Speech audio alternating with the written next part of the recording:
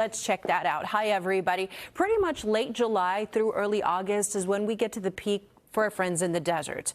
But around this time of year is when we get to those peak temperatures for Van Nuys, for Riverside, for the downtown area, and out towards LAX. So you see right here, and through early September is usually when we get the hottest temperatures out of the whole year. And yesterday, wow, we broke some records. So we're already seeing those numbers fall. In Anaheim, we tied the record that was set back in 2025. We got to 100. Santa Ana got to 100. Downtown LA got to 96, tying that record that was set back in 1891.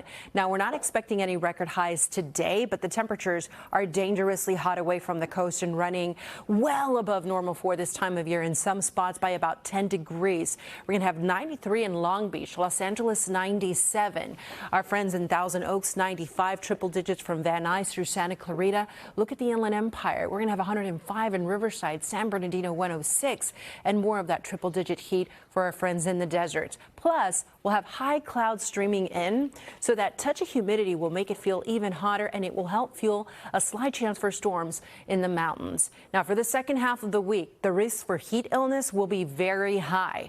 Now, so far this year, I do not recall the risk for heat illness being so elevated. This is going to be from the middle to late week when these high temperatures are really going to affect those that don't have AC, those that have to work outside, because it's going to be several days of these very high temperatures, and all of those effects will start to compound together. So most spots away from the coast are going to be experiencing these dangerous heat conditions. Just for example, when I show you the temperatures in Riverside, the average high is 95. Well, we're already at 105 today. We're going to do it again tomorrow on Wednesday, 106, and Thursday, 107. So we're going from heat advisories today to extreme heat warnings starting tomorrow, lasting all the way through Friday evening.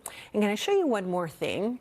It has been very active in the Pacific so far this year, and a lot of that has to do with the very warm ocean water that El Nino is producing. Well, now we have tropical storm Isel, and it is going to stay over the open ocean waters. It's just to the west of Mexico, but the swells from this tropical storm are expected to reach our coastline starting on Wednesday, lasting through the weekend. So if your plans were to head to the coast to get some relief, not only will the temperatures be hot there, but we're also going to have an elevated risk for rip current. So here's your 7-day forecast. We have to be very careful at the coast and inland as well, where you see those temperatures stuck in the 90s, almost 100 degrees by the middle of the week for the basin in Orange County. The valleys, the Inland Empire, we've got elevated temperatures well above 100 degrees for much of this week. The hottest days Wednesday and Thursday.